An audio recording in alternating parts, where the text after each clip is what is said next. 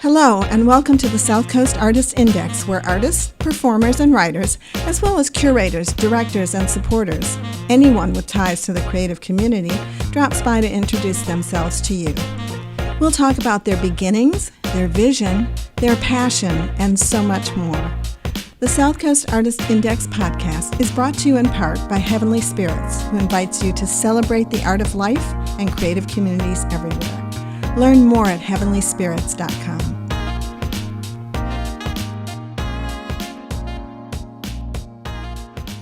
Hi, this is Ron Fortier with another episode of the Artist Index, and we have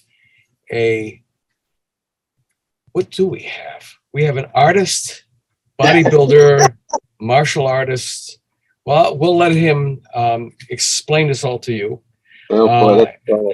As we always say, guest, please tell us who you are and spell your name, especially those damn French names. Yeah, those French names are trouble. My name is Ricky Gagnon, Gagnon. Very simple, but everybody messes that up for some reason. So anyway, who am I? I'm a self-taught artist. I've been living in Rhode Island my whole life. And I always, as a kid, created, all kinds of art and, enjoyed it. And then, of course, life got busy and it got all put to the side because there was just no time to do it. And then about when I hit 50, life stresses started getting to me, and I thought, I should go back to creating art again. It was something that I found pretty relaxing, and that's kind of what I started doing. I had late 90s, 98, I bought a house in Riverside, which was like an old funky beach cottage near the old Crescent Park. And so as I began kind of going through the house, it sort of took a life of its own on. And my house is kind of crazy. It's kind of like an amusement park meets, meets crazy art with colors in it. So I kind of began doing like a lot of furniture pieces. I would pick up like crazy, funky pieces of furniture and start painting them. And I did that. Ended up filling my house with it, and then sort of ran out of room for the furniture and was bored. And then, I decided I had never actually painted before. I'd done tons of other stuff like weaving but I actually decided to start painting on canvas. And that was maybe 15 years ago. And I haven't stopped since. I just keep going. I love it. Well, it's funny. You said, the painting helps you to relax. I'm the total opposite. From ear to ear. That was Alexa. For some reason, she just starts talking to me for no reason. Yeah, well, that's okay. As long as it's Alexa and not you talking to yourself, you should be good to go. Well, yeah, I do that sometimes too. But you said you paint to relax. It's funny. I've got to be relaxed to paint. I can't paint if I'm wound up. It's kind of a weird thing.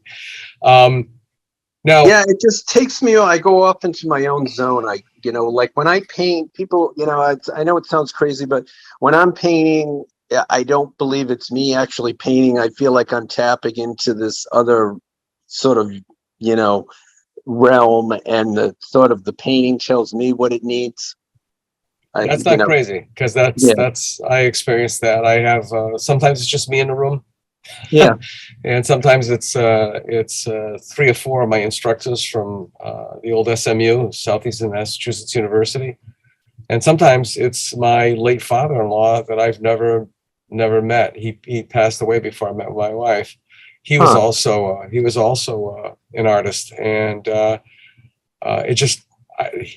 feel the strongest. It's the weirdest thing. But it's like a spiritual inspiration that something's telling you to do this thing, and it's not necessarily you doing it. Yeah. I think your mind tries to make order where there's chaos, and so it has to have little stories to make it not seem absolutely insane. Yeah, well, that's insane is good though. I sort of. Yeah, like I said, it was interesting because I never had any formal. My education was in, like, if you see my art, it kind of makes sense. My formal education was in mechanical drawing, architecture, machine design, stuff like that. That was what I did for many years. And so that's kind of where my influence comes in from my style. I think more in my perspective comes from that. And, I had some really good artist friends, and they just said, go for it. Do whatever you feel like it. I don't believe there's rules. I never had that art education where I have Professor so-and-so screaming at me that this is the proper way to do this and this is the proper way to do that. So I just do something, whatever it is I feel like doing, I do. Yeah. And if it doesn't work out, then I paint over it. But, most of the time it works out. Oh, that's good. That's good. Now, just shooting from the hip, are you a Gemini? Because your I am. lifestyle. I My am. God. And I'd like to say that Geminis get a very bad rap. Those Geminis are crazy, but I am definitely a Gemini, and I'm faithful, and I'm a good friend, and I will fight to the death for people, and fight for the right causes, and obviously, I'm very liberal. Everyone should be treated equally. That comes through in my art. I have some political stuff in my art too, but that's the perspective I come from. Like, everybody should be treated well and equally, and and so that stuff all sort of bleeds through into whatever I'm doing. That's interesting. Because I mean, way back in high school, I think they gave us this test called the Strong Cooter Vocational Aptitude or something like that. Yeah. And the premise of back then was that you had masculine skills and you had feminine skills, and it's not really by gender, but more by emotion or by mentality, I guess you'd want to call it. And the masculine skills were, the automotive repair and all the hands-on kind of tool thing. And the feminine skills were more the verbal, visual, like writing, playing music, doing art. So one was body, one was mind, and even your artwork is kind of interesting because you have a lot of physicality to it. And obviously you are, and please explain to the folks, you are into keeping yourself absolutely physically fit. You're a gym rat, maybe? Yes, I'm a gym rat. Yeah. I've always, that's, and interestingly, that's my other thing that I do, to keep myself sane. Life is crazy every day, and just we're all stressed out with the craziness that goes on every day, and inflation and this and that, and there's always something to scream and yell and fight about, and so I try to stay out of most of that. But that's my two go-tos. I work out almost every single day, and I paint. That's my getaways from life, and that's where I go to sort of settle my mind, get motivated, get focused, and I'm a firm believer in making every day. I certainly have ups and downs. A couple of times a year I get in a funk or whatever, but I'm a firm believer in every day you have to make a choice. Like, you're gonna, you're either gonna be defeated or you're gonna keep going, and you're gonna do what you're supposed to do. And so that's kind of what that's where the all of that comes from. And I think my art is always it's transitioned over the years, which I'm sure you've noticed when I post like a lot of my stories on Facebook. A lot of that work is all older stuff. I mean, I came from a crazy art, abstract, and just my work has always been really colorful, and I play with color, and I do crazy backgrounds, and people would be like, well, you can't do that. And I'm like, well, why can't I do that? I create my own reality. My crazy backgrounds is my own reality, kind of. Yeah. And so, I've always worked out, but then, about 5 years ago, I finally, was getting older and just feeling like, I just was not motivated much. So I made a decision to, get a trainer and, start working out. And, I, now have a new trainer the last year.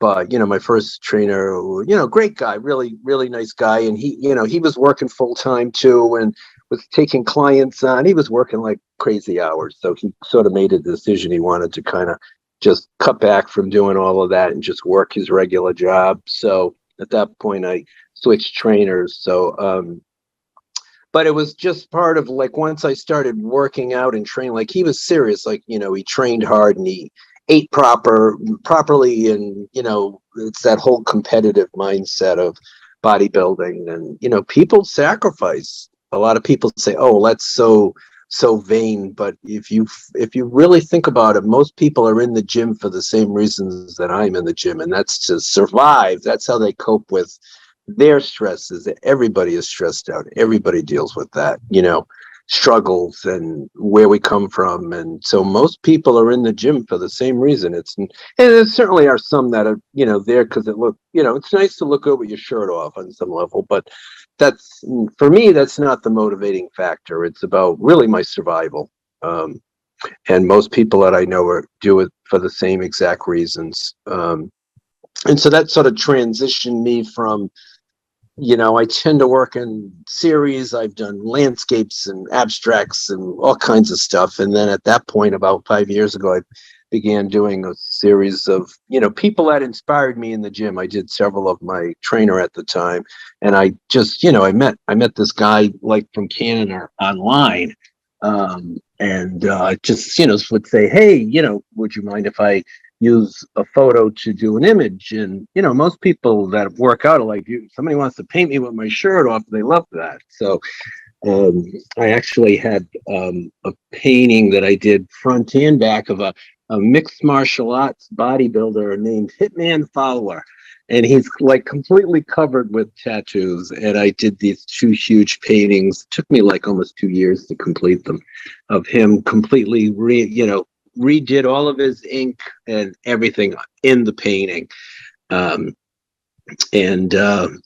I did a lot of that. And then once I changed trainers about 1.5 years ago, you know, he just has a very different way of training. He does a lot of strength training and core training, and sort of, again, changing my perspective on, and he boxes. That's what I box with him. He's trying to become a professional boxer as well as everything else. I mean, he swims, he runs, he does, you know, he's got me doing a lot of things I never would have done before.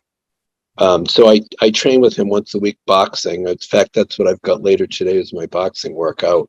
And it's fascinating. I never thought I would be a boxer. I never thought I would like it. Hitting somebody, my mother was always screaming in my head, like, don't hit anybody, you know. And it took me a while to tap into like enjoying hitting someone. And I have to say, it kind of is fun to hit someone. I kind of enjoy that. So, and I mean, he's like hitting a wall anyway, so it's not like I'm going to hurt him. And so that sort of transitioned me over. Now I'm doing I just finished the new one. I just finally finished that painting. I've been doing boxing paintings now, and it's, you know, it's about, you know, fighting. Again, you're fighting somebody else. You're standing up for yourself. But there's all kinds of stuff that goes, you know, there's political elements, and there's, you know, just, it's just my whole life gets put into a painting, and not everybody necessarily picks up on that stuff. I mean, there's a lot of psychology involved. I mean, there's more. Exactly. Sometimes it's razzle and dazzle than punching. Yeah.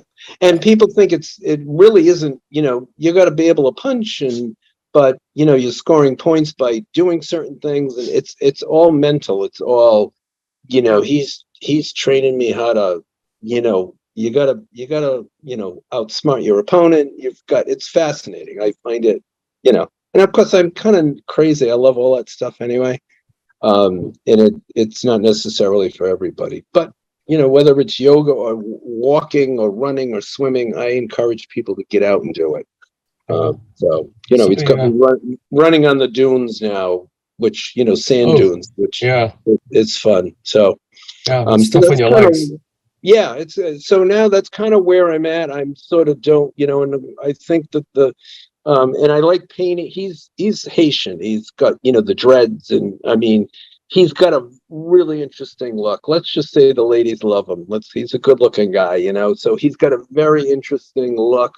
I like working with his look. And then the last two paintings I did, I finally used photos from some of the sparring that I've done with him. And I've actually never painted myself before. So that was the newest experience. Was the last two paintings I've done is I've actually included myself in the painting, fighting him.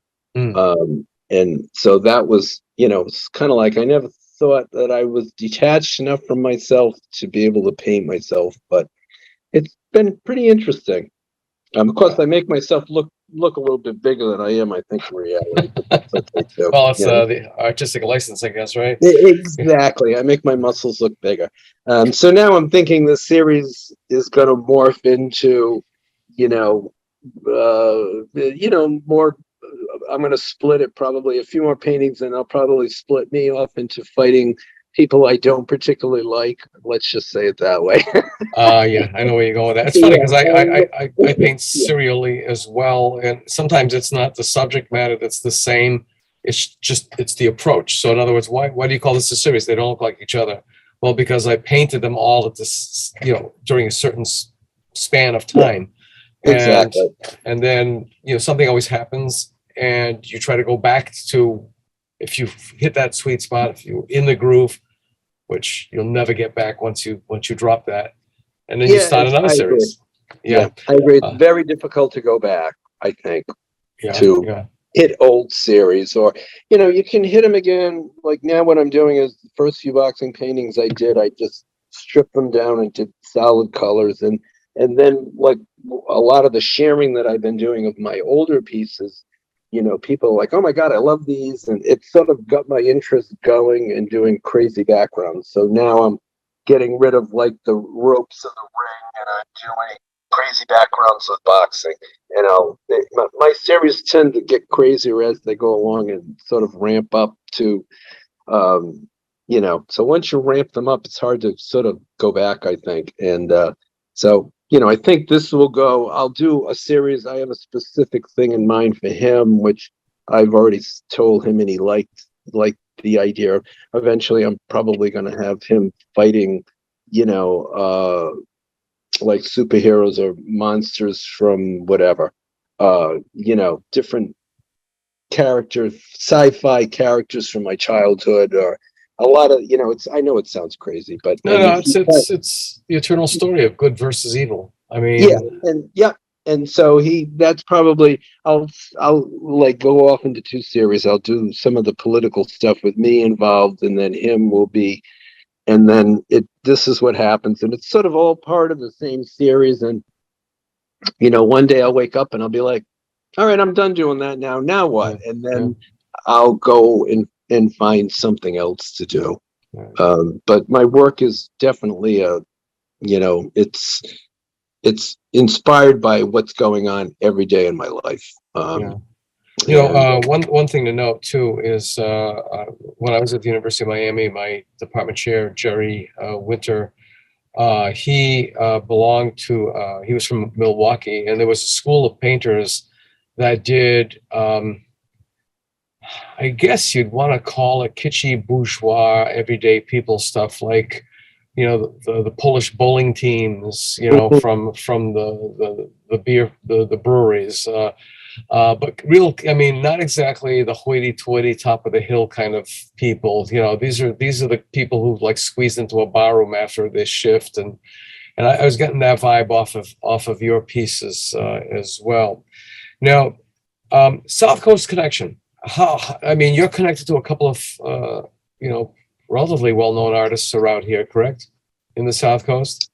Well, I know a lot, probably a couple thousand artists. The reason being is what, I had a friend, Lee Spaduti, who was working for DCYF, and so she had come to see a show of mine. It was a really wonderful juried show, and I don't even think they do it anymore, but the show was set up in a mansion, and she came out to see it, and she loved it so much. She said to me, I need you to come in and see me at work. So I went to visit her at work, and at the time they were putting in the new training school in Cranston, Rhode Island.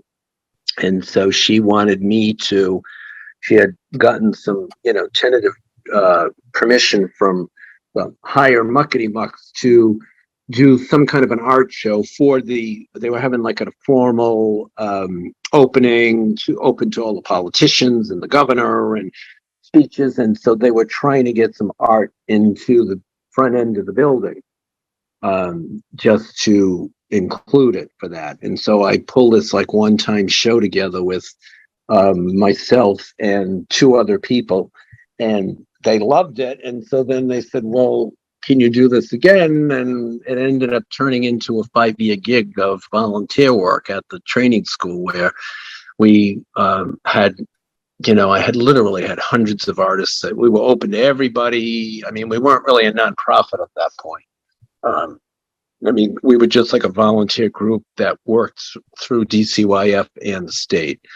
And we did that for 5 years. And then, things changed politically, and then they decided they didn't want to do that anymore. So at that point, I had to shut it down. And then at the time, the director of the Cranston Senior Center happened to be friends with me, Sue Stenhouse, on Facebook. And she messaged me right away, and she said, oh my God, we'd love to have you here at the Senior Center. So a day later, I had a new spot. And then we were at the Senior Center for about 7 years. We recently just closed that spot down due to, the COVID stuff.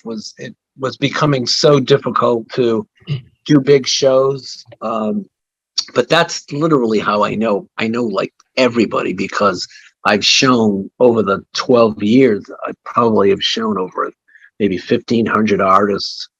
Because we were just open to everybody. It wasn't juried. It was, as long as it was able to be shown in public, we were able to show it. And so, it was really kind of a great project, because everyone from beginner to more advanced, I had a lot of people that were really well established that loved the idea of what I was doing. And so they participated to be part of it. So it was really kind of a really great thing. So did you exhibit at Gallery X in New Bedford? I did a long time ago, but what happened for me was I became so busy with, I luckily had a wonderful staff, Barbara Rosenbaum. I had originally had a Sandy DeLuca who was helping me at the training school. And, people get busy with life. They have to move on. And, I ended up with quite a few people, Barbara Rosenbaum, Teddy DeLuca, and then David Coco were helping me run the gallery, all volunteer. We weren't making any money at all. And it was becoming a lot of work. What was the name of the gallery? It was New Hope Art Gallery. So we're sort of in, I don't know, limbo at this point. We're maybe going to try to find a new spot, but we want to try to downsize it. We don't want to be dealing with hundreds of artists, and it just became impossible with COVID. You could never tell if there was going to be, and there it was a senior center, which was even worse because of the clientele. They had to be careful, and it really kind of became impossible to sort of pull shows together. So right now we don't know what we're doing, but that ate up so much of my time. It became like an unpaid full-time job. So I wasn't able to, unless somebody said to me, hey, would you show with me here? Or I just didn't have time. I used to do juried shows. I didn't have time to even apply for juried shows. So, now I probably have more time on my hands. So, I'll probably begin a process of start going back to, applying for juried shows and things like that. So. As far as the kids at DCYF, did any of them, I don't know, were any of them saved by art, or were any of them turned around? AS220 actually worked directly with the kids. We did through them get some of the kids. We used to include some of the students' art. I hope so. That was part of the thought process. I can remember, we used to have, some of the kids would sort of meet and greet at the openings that we would have. And the first time we had an opening, the kids were fascinated. They were like, we've never been to an art show ever in our life. So we hope that we certainly, art is a really great outlet for everybody, including kids. So we're hoping that we did touch some people along the way. I don't know that we necessarily did or not, but I would like to think that we certainly did. The new phenomenon now is people of a certain age, people of retirement age and beyond, who are just saying, damn, I've wanted to do this all of my life, or damn, I used to do this, and then it was, husband, wife, kids, job, blah, blah, blah. I don't have much time left on this odometer. I'm going to do it again. And some of them, surprisingly, have like skyrocketed within a couple of years. Yeah, I mean, we had most of the people. We had tons of people like that. They were older, and we had a lot of seniors that were creating art. They would show at the senior center along with us. We had, we had a group from UCAP, which is the United Cerebral Palsy Artists. We really brought everybody together. We were a gallery that just, most of them are sort of either dealing with youth or dealing with specific people, populations, but we just were open to everybody. We always had everybody in our shows. It was really kind of nice. But like you said, we had so many people that would start creating again. They would retire or get older, and they'd be like, life got in the way. Just like me, that was how I did. Like I said, I hit 50 and I was like, yeah, I got to start doing something again. You just finally make a decision that you want to get back to it. And, it's certainly nice. I think, it would be nice if we could all be, I don't know, famous and wealthy off our art, but that's not really a reality. So. Well, yeah, I mean, there's always that choice of being sustained by your art, that makes you happy, or being supported by it, you're selling. But in one scenario, being sustained doesn't necessarily mean you're selling any of it. And no. And if you're selling your work, you're being supported by it. Doesn't necessarily mean it's sustaining you. So it's it's like a yin yang kind of thing that keeps flipping around. No, I mean, I certainly know people that did certain types of painting that didn't necessarily sell, and then they made a decision that they would only do commercial things because they wanted to sell art, which isn't necessarily wrong. But for me, I always feel the opposite. Like, I paint because I love painting, and if somebody likes it and wants to buy it, I'm thrilled. And I mean, I've got people, I get commissions once in a while and stuff, but for me, I wanted that purity of painting because I wanted to paint whatever it was. And if I mean, I've gotten, you've seen a lot of my stuff, I've gotten reactions of, oh, I don't like that, and that's fine. If I'm not offending someone along the way, I'm not doing my job as an artist, I think. Yeah, either offending, inspire. In other words, you're kicking them in the head. Exactly. Yeah. Better that they go, whatever. If they give you a whatever, that's not good. I'd rather either upset them or have them love it. Right. And I've done both. Certainly I've done some political series that have not pleased some people, but like I said, they know where I stand, and I don't hide I never hide who I am or what my feelings are. And if they don't like it, they're entitled to dislike it. They're entitled not to buy it then. If they don't want to buy it or they don't want to look at it, then that's their choice. So we're all free to make those decisions on what we want to do. Yeah. So. Yeah, that's true. That's true. We're coming up on a break because Zoom, in its infinite wisdom, decided that it was going to just allow you 40 minutes of time. So we'll have to knock off and then come back on, and the editor will make this all pretty for the ears. But just before we go into that break, I just want to remind everybody that the Artist Index, found at the artistsindex.com, is also known as the South Coast Artist Index. It's supported in part by grants from the Mass Cultural Commission, which also includes the local cultural commissions of the New Bedford Cultural Commission, and Cultural Council, I'm sorry, and the Fairhaven Cultural Council. And we are also supported by Heavenly Spirits. It's an organization out of Lakeville. They're importers of fine French spirits, cognacs, armagnacs, and all kinds of other wonderful stuff. And it's operated by a former Swain student, another painter who tries to paint in between going to France, bringing back these spirits and trying to sell them here in the States. How different were the first pieces, the first paintings that you did compared to the ones that you're currently doing? They were all mixed media, because when I started, like I had previously said, I started creating like crazy pieces of furniture. I'd find like old funky pieces, paint them, but I was doing a lot of mixed media. I was collecting plastic pieces. That's another one of my older addictions, was collecting funky 50s and 60s things and plastic pieces from that era, glass beads, everything. I was incorporating a lot of that into my work.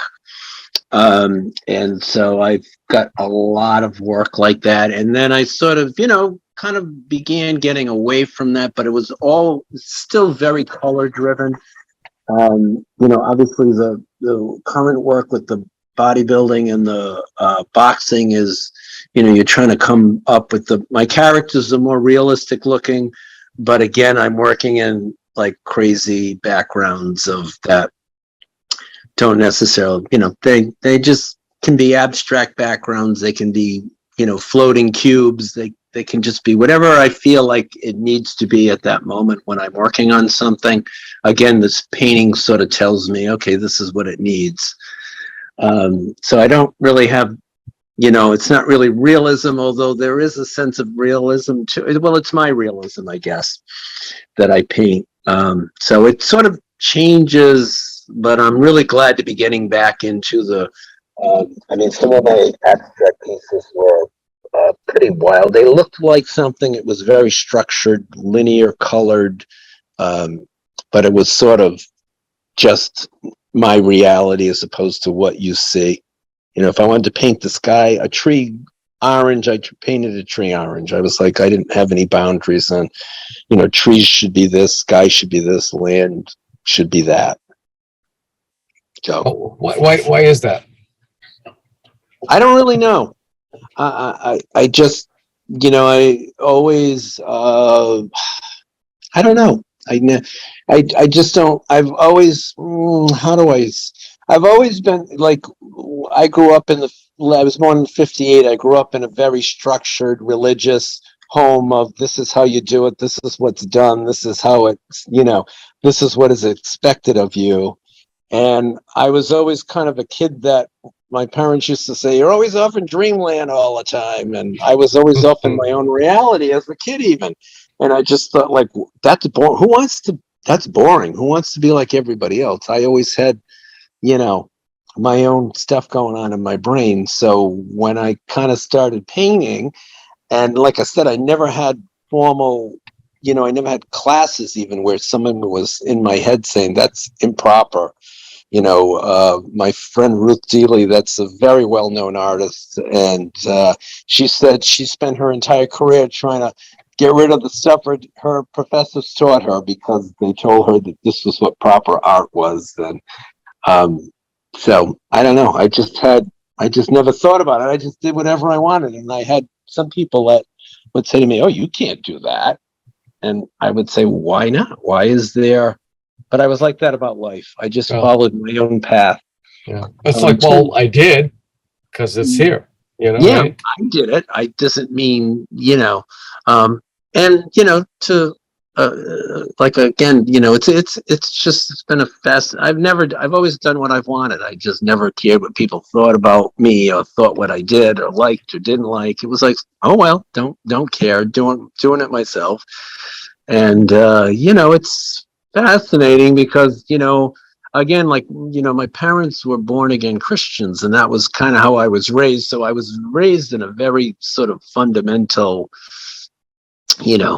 kind of a thing. And obviously, years later, they're almost 90 now, and they're still basically consider themselves Christians, but I think I won the battle. They're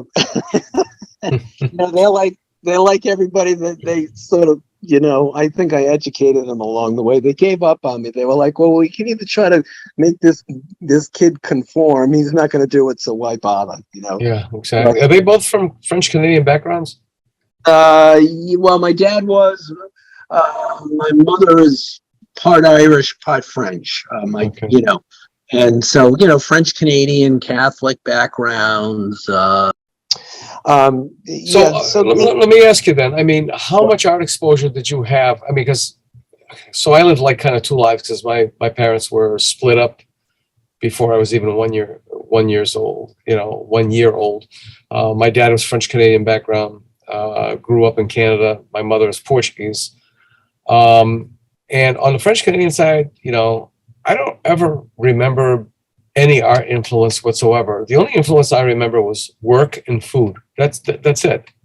Yeah. Was it similar to and church, obviously, yeah. Well, yeah, it was. Well, it was a different time. My mom was a stay-at-home mother, 3 kids. My dad worked, constantly, so my mother could stay at home. But we oddly, I have a joke with my friends, like, we grew up in Central Falls at the time. I moved there when I was 10, and I say the smallest city in the smallest state, yet everybody I run into has a relative that lived or grew up in Central Falls at some point. And, at the time we grew up, it was a different, they had all summer long, they had, city run programs. We spent our days in the park, like creating sand art and paintings. And like, we used to make those horrible loopy cloth pot holders. My poor mother must have had 9,000 pot holders.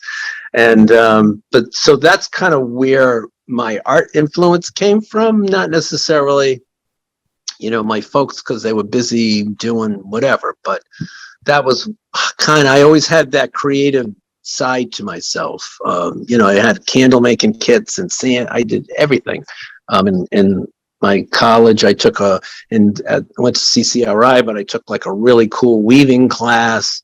I just sort of always excelled in that kind of stuff as opposed to sports. My brother was, the sports, basketball and football, and I was kind of, not really my thing. I went and did I'd rather do something art driven. So, that's kind of where it all came from. And Central Falls was very, very Canuck. I mean, my uncle Maurice, or Uncle Mo, Fortier, was in Central Falls. His daughters, Denise and Diane, my parents probably knew them. Well, we have Gagnon, everybody else Gagnon, and we have Gagnes as well. Yeah. Or Gagnes for everybody else. Yeah, absolutely. Of course, over in Pawtucket. Yeah. There's a whole bunch of them too, right? Yeah. Yeah, but I have very fond memories. It's funny because my trainer Nelson now, he goes and runs because he's 30. I give them, because I'm 64. So I say, in my day, I bust their chops all the time about it. In my day, I ran up five miles in the snow both ways to go work out. Yeah. But he and his friends run in Central Falls and Jenks Park now, up and down the stairs. And so I was saying to him, you probably some of my old gang tags in there. When I grew up, I was in a French-Irish gang, and so they kind of chuckle, but I try to have a sense of humor about it, but it's still I have very fond memories. When I go there, I just have a lot of fond memories of growing up as a kid there. We enjoyed it, Now another French Canadian town, actually, was kind of split up into threes. The Lancashire Irish, British, who were the weavers. There was the Irish as well. I'm sorry, in Corky Row. And then there was the French Canadians, obviously, and then the Azorean Portuguese came in. And of course, that's Fall River, the Spindle City. Were you associated at one time with the Millbillies or any of those guys? The early days of their art renaissance, I guess you'd want to say. I did know some people very early on that I did participate in a lot of the shows up in that area. I kind of used to show up everywhere and do it. But, once I started doing, my gallery, it really sort of began overwhelming my life, which wasn't bad. I mean, I enjoyed many parts of it. It sort of happened without me realizing that I was overwhelmed by it. So I just had to cut back on. There just was no time to do a lot of the stuff, So whether I start kicking it back up again, I may. But right now I'm sort of taking a break for myself and enjoying some downtime. Yeah. It seems with the pandemic, it's not gone. It just seems like it is, unless you've been affected by it. Like back in May, I knew more people in May who were infected with COVID than throughout the entire pandemic. And now it seems like in July, I was looking at the numbers just out of curiosity, and there's a spike just like there was in May. So it's not gone. No, it's coming. It probably won't ever go away. I'm thinking, it's going to hopefully get less and less. Right. We're going to have to learn to live with it. But that was what made it so difficult, because it seemed like every time we tried to plan, you'd have to plan something months in advance. And then we would plan it, and there's so much work involved. Excuse me. And then the numbers would start going up, and we were like, our last show, we had to cancel the in-person opening. We went with a virtual show, and it just wasn't the same. Right. It seems also too that the last couple of months, somebody pulled a plug out of the pandemic jug, because either a lot of pent-up frustration, pent-up demand. There are people who said, screw it, I'm going on vacation. There are people who said, especially artists, which is kind of wonderfully weird, that they're busier now than they ever were before the pandemic. And these are artists who were never represented by galleries or whatever. People are coming up to them saying, hey, could you make me this painting? Could you paint this for me? So on and so forth. So it's going to be interesting to see what the future is going to hold. And speaking of which, because we're going to start to wrap this up, taking the show out, as they say, looking into your crystal ball, what do you see for the next couple of, till the end of the year and beyond? Well, I'm just kind of going to keep painting, keep working on what I'm working on. Like I said, I just finished up a new boxing one, and I'll jump into another one. I've always got one going. I've had a few people that are interested in having me do some commissions for them. I had a woman that does yoga. She's thinking about, who knows, maybe I'll end up branching out into doing some yoga paintings. But I don't get, my goal is to paint, and I let go of all the other stuff. I mean, I have people that I know will ask me to be in shows, which is great. It's tough. Like, I have a full-time cleaning business. My folks are almost 90, so I'm really becoming very busy with them as well. That's kind of got to be a priority, helping to take care of them at this point. So, I've got to keep my life priorities in check and just remain open to whatever comes my way. So let me ask you this as we take out the show. If this is like almost one of those Barbara Walter questions she used to ask in her interviews. I would be a maple tree. No, I'm kidding. Go ahead. That was one of her questions. Yeah, if you were it was one of her questions. If I gave you a magic wand and I only gave you one wish, what would you use up that wish on? Oh my God! Oh, because everybody says, 3 wishes. Oh, that's all. It's like, oh yeah, we'll try just one. That's a good, just one, man. I don't even, just to try to be happy every day, accept reality and be happy with whatever I got coming, I guess.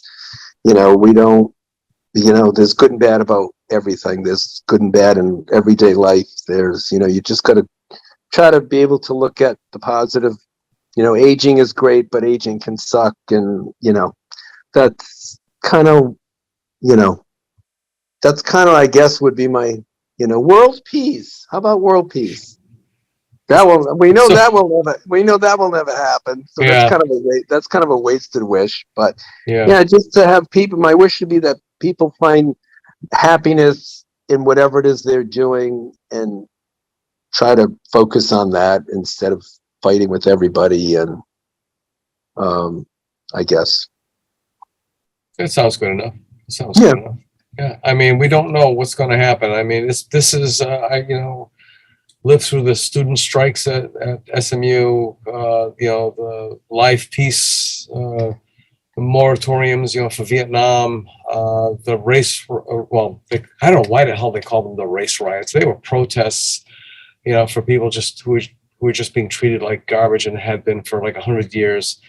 It was like a lot of turmoil. We had assassinations and such, and I thought that was scary. But it seems like what we're living in now is way scarier, because I agree. It's frightening. Like, what they want to drag this country back to they want to take rights away from everybody that are women and minorities. And like, that's what I mean. I try to be positive, but I'm a fighter. So I can see the political stuff ticking back in because, I have my ladies' backs, I say, because, they go for them first, but they're going for somebody else next. At some point, it'll be my turn. So I feel like I should be out there fighting for everybody's rights from day one. So, but that's again part of art. Our art has always been a big part of protesting and change, and so I think that's something that artists can do, is to try to make a difference with what they're creating. Sounds good. And on that note, thank you so much. I really appreciate it. Enjoyed it as well. Fun. Yeah, thank you. So, folks, here we go. We're leaving this episode. We want to thank our guest, Ricky Gagnon, or Richard Gagnon. And we're going to see you next time. Don't forget, we're brought to you in part by the Mass Cultural Council, the local cultural councils, the New Bedford Cultural Council, and the Fairhaven Cultural Council. And we're also graciously supported with a donation from the great folks at Heavenly Spirits Imports. And with that in mind, be kind to each other, and hopefully we'll see you on the next episode. Bye-bye.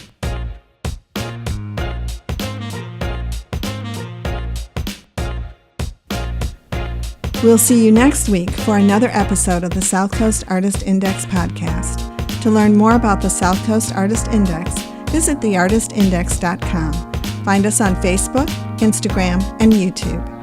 Be the artist you believe you are, and let's take care of each other out there.